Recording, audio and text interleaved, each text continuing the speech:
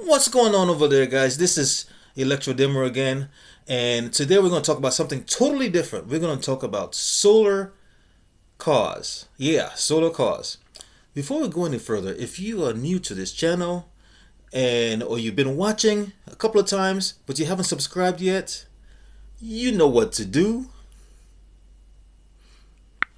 All right. So now that we've got over that and now you have subscribed, we're going to talk about something totally different now. Okay, so let's talk about the quick history on electric cars.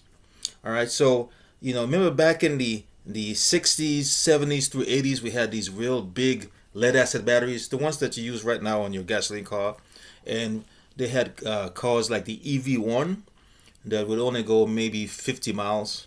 Remember about that? Some of you guys probably don't remember those, but yeah, electric cars were only going about 50 miles. Okay, and then in the 90s we had a little bit better batteries from rather than the lead acid batteries. They had these nickel batteries, nickel cadmium, nickel ion, but they were basically the nickel compound batteries, and it's like the Toyota Rav4 and even the later EV1s, and they were going a little bit further, say about somewhere between 50 to 80 miles.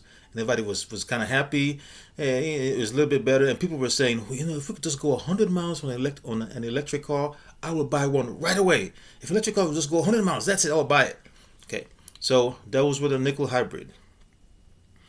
Then we had people buying these laptops. We got laptops all over the place, and of course now people don't even use laptops anymore. They use these mobile phones, and the battery demand started becoming more and more, and the demand was bigger and bigger and bigger. And now we have new batteries. Now there are lithium batteries, and of course everybody knows about lithium batteries. The batteries that you use on your cell phones. The ones that sometimes they blow up and stuff like that. So somebody, and it was the Tesla family. I think they were one of the earlier birds that started this. They said, well, these batteries are really good. These batteries are so much better than lead acid batteries. Let's go ahead and put it in an electric car and see what happens. And then voila, you had an electric car that went from 0 to 60 in about 4 to 5 seconds and had 300 miles range. And everybody was like, wow, electric cars can do this. And then of course today now, any electric car that's new now is pretty much starting at 200 miles per hour. And of course then you have the Teslas that are planning to go even further, up to 500 miles. Okay, and that's been the history of electric cars so far.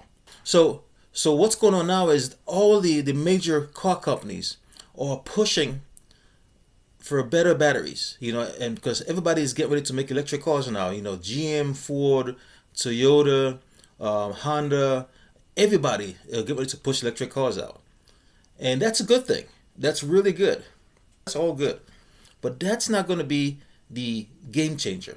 The game changer is probably what you know what I'm going to talk about. It's going to be the solar integration with the electric car. Remember, the battery technology was improving this way. It was doing pretty good, and at the same time, the solar panels were going this way. I mean, it started pretty much here in the U.S., and then of course China took it over. They started mass producing it. So they go in different ways. But they're actually both improving. Now, the thing about solar panels that a lot of people don't get, and I think this is key, solar panels still have a long way to go. Because right now they're only typically between 20 to 30% efficient. So you remember the Cybertruck that came out a while ago, and Elon Musk said, hey, we might put some solar panels on there and we'll get at least 15 miles a day. And everybody was like, ooh, that's pretty good, especially since he said you could open it up a little bit so you could have up to 35 miles a day. And that's like, wow. So if there's a world war, God forbid, there's some kind of big massive World War III or something chaotic, everybody's going to be panicking because there will be no infrastructure. There will be no gasoline. There won't be any gas station. There won't be no charging station. But if you have your electric car, you could at least go faster than anybody else because you could go at 35 miles a day and everything. Well, think about this. Think about if the efficiency of the solar panels get better. Just like the electric motor. Electric motors now are pretty efficient. They go up to about 90% efficient. Okay? But the solar panels are still not there yet. The technology is coming, and it's going to come real soon. And just like everything else, imagine solar panels get more efficient to about 90%. Then all of a sudden, your 15 miles that Elon Musk Cybertruck was going to get is 35, and then the 35 that is supposed to be the Cybertruck that you could have the extra adaptions on it would go up to about 105 miles. Okay, and this is actually already starting. You remember this car here, the Lightyear one. You've seen this car right here, and it has been out now for a while. It's supposed to come, I think 2021. It has a range of about 500, and you could charge it pretty much in one day. So one of the things about electric car that everybody is always complaining about is because of the range anxiety, right? Ooh, I'm gonna drive, especially the early ones, 100 miles, and then we may run out of juice. Then where would I charge? Of course, the Teslas and the new cars now, they have a little bit more longer range, so people there's not much of a range anxiety. And it's if you live someplace like where I live, like Atlanta or some big cities, you have a lot of charging stations, so there's not really that much of a range anxiety. But imagine having a car that actually takes any range anxiety out, because you just got to leave it out there in the sun while you're working. You work 8 hours minimum, right? Well, typically 8 hours, 6 hours, whatever it is. Also, sometimes people work 12 hours, a whole day. And then you go back to your parking lot, and your car is charged, and you just drive and drive and drive. It's even better than a gasoline car, because a gasoline car, you have to go to the gas station. And a lot of people don't want to go to the gas station because they might get robbed. They got to get outside to go charge. They don't want to do that. Some people just naturally private. They want to be independent. And of course, electric cars are a little bit better, because sometimes if you design your car right, you can just charge at the house, and then go to work, and maybe you charge at work and then come back home. But then again, you gotta reschedule yourself, because you can't necessarily go everywhere. But imagine if that disappears. Then now you have a car that's basically solid state, has less moving parts. It's far superior than a gasoline car, because it would accelerate faster, has more torque and everything. It will last longer, because basically it would outlast you, because basically those things would run for 1,000,000 miles, just like Tesla is getting ready to guarantee their the new Teslas to have 1,000,000 miles guarantee.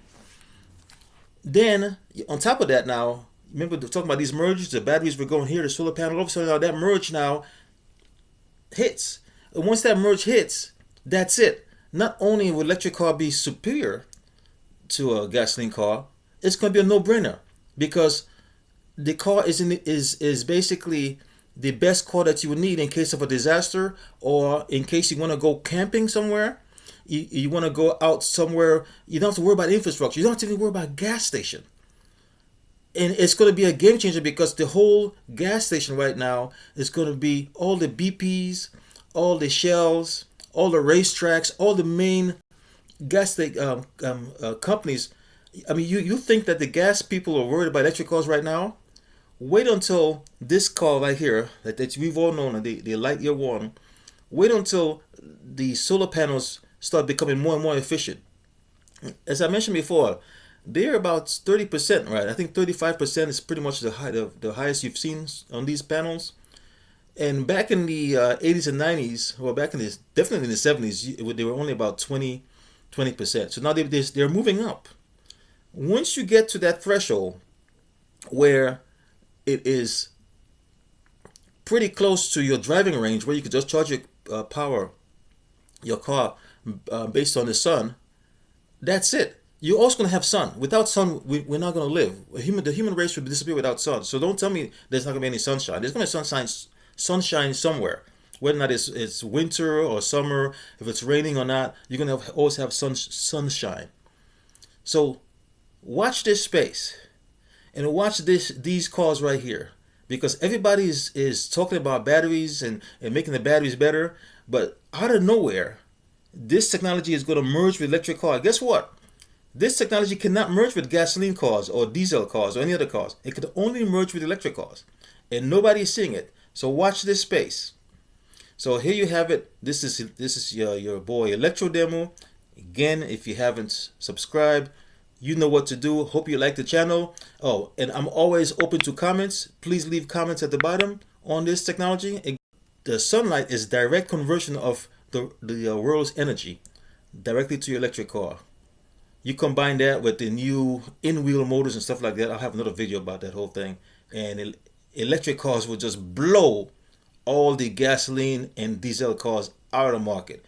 And anybody who's a new electric car adapter, they don't have to worry about no range anxiety, because they'll just go to work wherever they go, and the car will basically, while you're at work, the car is actually going to be working for you, because it's going to actually make an energy for you to go back home. Isn't that something? All right, I'll see you guys later. Talk to you soon.